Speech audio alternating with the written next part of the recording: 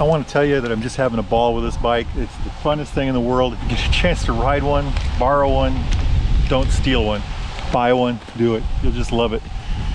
Hello, Fuzzy Biker here. There's La Rosa, my Royal Enfield Himalayan. We gave her a bath just recently. First bath. I've had her 17 days and got about 2,500 miles on her, so we've had a lot of fun on it. Today I'm going to tell you what I think about it. Going to give you a little bit of information on how she rides and handles and does in the highway and does in the gravel and just all kinds of stuff like that, and what's in the future for me on this motorcycle, what's in the future for this model of motorcycle with Royal Enfield, and all my opinion and what I think. And anyway, let's get out there and do it. Wahoo!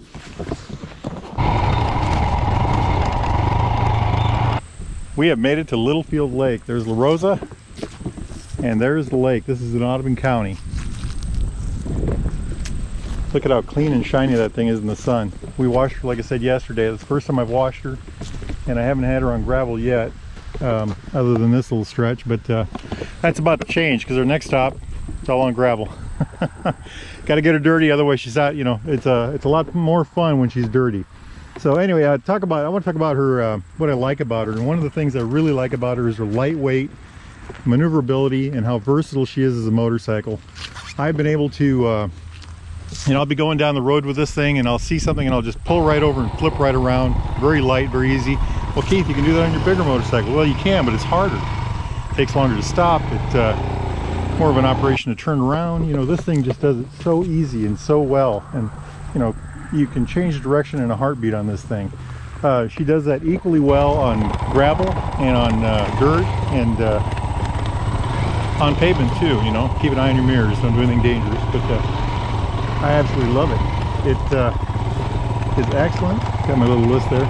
Excellent on the dirt. The handling is superb on dirt and gravel roads. I'm not a hardcore dirt bike rider. That's why I didn't buy KLR. I bought this because I really didn't think I was gonna, you know, go into rock climbing and do any of that, you know, heavy duty off-roading. So, but for the kind of stuff I do, this thing is just a dream. Handles very well, very good on the roads, all roads that I've been on so far. What have I done with her in the last 2,500 miles? Well, I've done a couple things, and one of the things I did was I went on a 165-mile ride one day. 145 miles of that was all on gravel. I followed a river that we have here, Nishnabotna River. I followed that all the way from my hometown all the way down to Red Oak, Iowa, and back. I did the north side, you know, I guess it'd be the west side on the one direction, and I did the east side on the other direction. And this thing was just a ball. I just had a ball doing that. The discovery, the fun, the things you got to, you know, stop and look at, and it just did that really well. Another thing I did with her was on a windy day, a really windy day. We had 20-25 mile an hour wind, gusty winds. There's the rarely seen left side. I took her and I purposely rode into the wind, you know, going, and then with the wind on my back, coming back. And the bike, you know, it's 24 horsepower, but it's got 23 foot-pounds of torque, and all that torque is in the power band, right at about between 4,000 and 5,000 RPM is max torque, and that's when you're going road speed.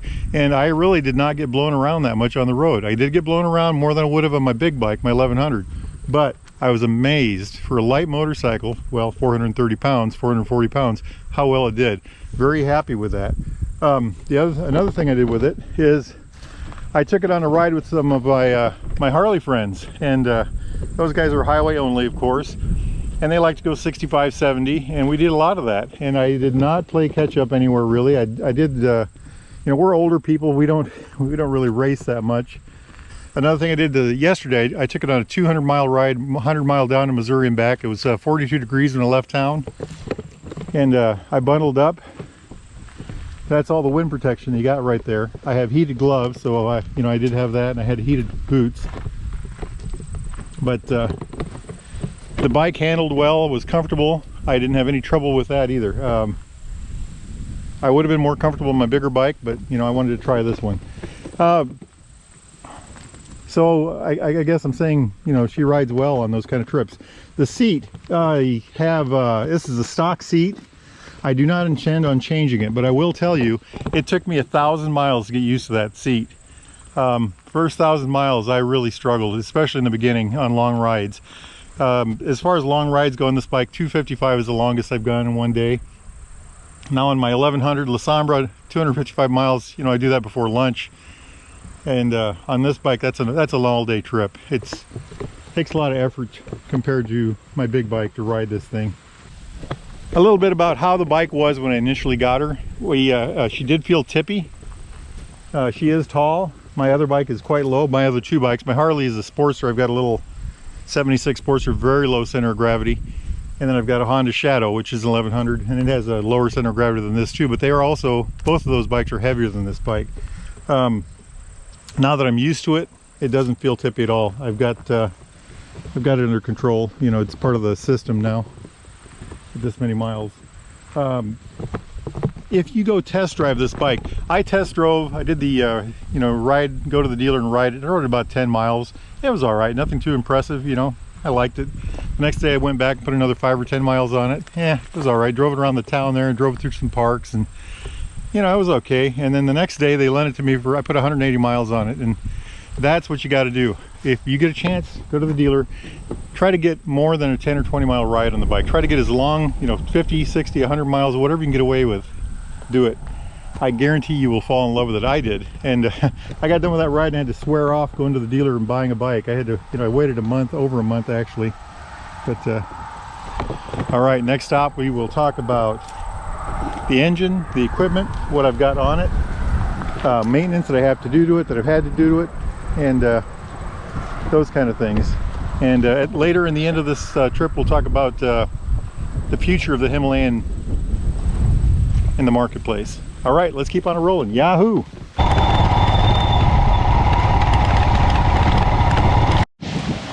Okay, we are out in the middle of nowhere now. A little farther down the road, we've done a few miles of gravel. This is called the tree in the middle of the road for obvious reasons. It's been there, they think, at least 150 years, something like that. It's over 7 feet in diameter, at least. Measured the circumference once, and I don't know, I can't remember the number I came up with. That was 10 years ago. So anyway, there's the old hot rod. A little dust on her now, not too much, so we're still doing good. I want to talk about comfort again real quick. Some things I forgot to mention. One of the nice things about this bike, though, I talked about the seat taking 1,000 miles to get used to, but one of the nice things is the foot pegs are directly under the seat. So you can, on my Honda Shadow and on my Harley, well, my Harley not so much, but my Honda Shadow, the foot pegs are forward. On this seat, on this bike, the foot pegs are directly under the seat, so you can stand up over bumps. And as you ride it, you learn to see those things and stand. And yeah, you know, the more you do that, the more comfortable the bike gets. Things to talk about on this stop is the engine. The engine is the heart of all motorcycles. And in this case, I think we have a very simple engine. It's not complex. That's one of the reasons I bought it. 2 valves per cylinder, 1 cylinder, 411 cc's, a 5-speed gearbox, chain drive final. Incredibly simple. I adjusted the valves, I popped the tank off. You know, there's 2 little covers that come off. You can see the valves. It is fuel injected. Just not a whole lot to it, you know. I would say that it has an excellent power range. The peak torque is between 3 and 4,000, or I'm sorry, 4 and 5,000. And it really starts in the mid 3s. And that's about where the motorcycle lives most of the time. When you're riding this bike, that's kind of where you're, you know, when you're going down the highway at 60, you're attacking between 46 and 49. We'll talk about that in a little bit. It's very comfortable. It works very well. It's not a superstar, but it's not really a slouch either. It's a very comfortable, easygoing engine. It's a friendly engine. That's what I got written down here. The gearbox, I don't know that there's anything to say about it. It's not, I haven't missed any gears. There don't seem to be any faults, neutrals. Maybe once, I think I had neutral faults once. The shifter looks short, but the axis for the shifter is over here. So actually, you know, it's very comfortable and easy to use. A little bit of linkage there, no big deal. The brakes on this bike, we're going to skip away from the engine now. The brakes on this bike are ABS. First bike I've ever had with that. And it's taken some getting used to for me, in that you're going down the road and you hit the brakes hard and you will not lock them up. They stop very well, they work very well. It's a little spooky on pavement at first, but once you understand that's how they work, you know, it isn't really an issue at all. The on gravel, they're excellent. I haven't had any trouble with them on gravel or dirt. I haven't had any trouble with them, period, but I think they work very well. Could they be better or stronger? They can always be better or stronger. I think they did a good job, you know, for what we have here, for this weight of motorcycle and how it's used and what kind of power it has. I think they did an excellent job. Maintenance on the bike, well, I did the 300 mile oil change and valve check. That was very easy to do. I think it took me 2 hours, and that was messing around, learning how to take the gas tank off, and, you know, first time getting the right tools in the right spots. And I think I could do the whole thing in less than an hour easily now. I could do an oil change in 10 minutes probably, and an oil change valve adjustment in 1 hour, sorry, without any difficulty. Air filter is under this cover, and I'm going to take that off. I need to take that off and check it. You know, I've driven about, in the 2,500 miles the bike has, I've driven about, I'm going to guess something like 500 miles of gravel, maybe, yeah, less than 1,000, more than 500. How's that sound? And the bike has just been a ball. Every time I get a chance, I just want to go out there and do that. But okay, let's talk about the mirrors. This is the spot I'm going to talk about that. The mirrors are what I call okay. They're not good, they're not bad. With this heavy jacket on, I see half my shoulder in there. The mirrors do not get blurry, really blurry when you accelerate or anything. They're pretty good. They're better than on my Honda, and they're certainly better than my Harley. They need to be more. They need to be forward and out more. And I'm going to get some. I'm going to get some of those things that I put them on my Honda, and I'll see how that helps. I would like to get different mirrors that were maybe wider, but I haven't found any that I liked. The ones that a lot of people use, they really don't do it for me. There is a speedo error, so when you're going down the road, I've been saying this bike gets tacking 4,600 at 60 miles an hour. Well, my GPS says that at 60 miles an hour, I'm tacking 4,900 RPM. And the speedometer reads 64, I think it's 64 miles an hour when my GPS is reading 60. So there's 4 miles an hour error. Now I did go on a 100-mile trip yesterday, and Google Maps said I was 100 miles. I got there, it was 101.3 or 101.8. So there is a little error there, but not too much. It isn't, you know, 4 miles at 60, but I don't know what to think about that. I want to tell you that I'm just having a ball with this bike. It's the funnest thing in the world. If you get a chance to ride one, borrow one, don't steal one. Buy one, do it. You'll just love it. It's just been a ball. Next stop, we'll talk about types of Himalayans. By that I mean what people do with them. We'll talk about the future of the Himalayan brand, and I want to tell you more about what I plan to do with this bike and where we're going with it. So, you know, I'll tell you where we're going. We're going to go have some fun. So anyway, let's keep on rolling. Tree in the middle of the road, Audubon County. Next stop, who knows? Let's do it. Yahoo!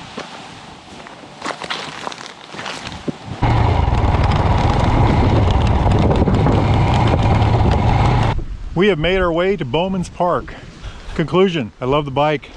It's great. It's a great all-around bike. Does everything pretty well. If I only had to have one bike in my life, it would just be a good one. Things you know, traveling long distances on it, 300 miles in a day is probably a long day on this bike. We will test that theory when it gets warmer out. It's light, it's great handling. It'll do everything except go fast. It's not super powerful. It's not a race bike. It tops out at 80. And you don't really want to go that fast on this thing. 65, 70 is pretty good speed for this. Sustainable at 65, maybe 70 for short, you know, 10 mile runs, maybe 5 or 10 mile runs. I've just had a ball with her so far. Like I said, about 2,500 miles, just a little less than that. And loving every minute of it. Loving every minute of it. There, you know, a little bit about the types of Himalayan riders and things. I'm become part of several groups, and I of course go to the bike shops that have these things. There are the people that like to load them up, make them into big tour bikes. You know, they bag them up, gear all over, guards, pipes, you know, fancy everything. They must add 100 pounds to them. And I was at the Baxter Cycle, Marnie, Iowa. There's a plug. And there was a guy that just bought one, brand new, and he was doing all that to it, and that's great, if that's what you want. The other side of that are the people that they want to turn them into dirt bikes that they can ride on the road to get to the places like this. And there's a guy I know, he's done that very well. Maybe I can get him to let me make a video of his bike, because his is a total off-road monster that you can drive to the, you know, drive to the scene. He's got horsepower add-ons and pipes and, you know, more suspension and just better tires, all that neat stuff for it. So those are the two main categories. And of both those categories are the groups that want it to look that way and will drive it off-road, and then there's the groups that want it to look that way and will never take it off the road. Then there's people like me that are in the middle. We like the bike in stock form, relatively stock. You know, we don't really plan to do a lot to them. We bought it because it had everything that we needed originally, you know, just with it already. And you know, it's kind of a not too much to do kind of motorcycle. I had to get a phone holder. I've added a tank bag. That's the one I had for my Honda. I put on some tire pressure sensors so I can monitor my tire pressure every day without having to get a tire gauge out. I don't really plan to do a lot more. I'm worried about how to carry luggage. I do have this net and it's worked good so far. If I decide to go on a long trip, I'll figure that out when that happens. But at this point, there really isn't, I'm not really going to do much. In the future of Himalaya, the brand itself, they've been showing some pictures of two different 650s that I've seen that look official. One has this kind of tank on it and looks real off-roady. The other is, it's got the Interceptor 6. Both have the Interceptor 650 engine in it. Probably the same frame too. The other has the Interceptor 650 frame and, I mean, gas tank also. And that gas tank is just too small at 3 gallons. And I really think you need at least 4. Maybe they'll increase it. But both of those bikes look cool, and both of them look like something I would like. However, this is a totally different kind of motorcycle, this one is. And what I would like to see from Royal Enfield in the future, if they wanted to go anywhere with this model, 1, leave it alone. 2, 500 single. You know, they've got a, you know, basically leave it like it is, but give us a little more cylinder, a little more displacement. And let's see where that goes, because it's a great machine. It's a great machine. And if it was a 500, especially if they could lose a few pounds on it, you know, if they could knock 30 pounds off and give it a, you know, 90 more cubic inches or cubic centimeters of displacement, it would really be a monster. And if they didn't do any of that, it's still a wonderful machine, especially at this price point. I hate to keep bringing up price point because it's just been a ball. I just have had so much fun on it so far, you know, and I don't see that stopping. You know, the question then is quality and longevity. Well, the initial quality is very high, I think. You know, there are some things that on every motorcycle, there's always something that you think they should have did different. I hesitate to point anything out on this one. But as far as like how the welds look and how everything's pieced together, it all looks good to me. I'm very happy with that so far. And we'll just see how it holds up. My goal, I ride a lot. You know, when I got this bike, I thought I'll have to work hard to get 10,000 miles on it a year. Now I'm thinking I'm gonna have 10,000 miles on it by the end of this year because I'm just having so much fun riding it. You know, my goal now is to just maintain it very well, take care of it, and ride the wheels off of it. I've already got a new tire ordered for the back.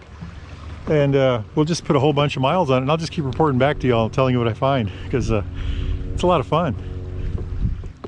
And with that being said, I think I'm gonna hop back on that hot rod, La Rosa, and go ride. Y'all get out there and ride your own bikes, have a good time, stay safe, enjoy life. It's a good one. Take care. Wahoo!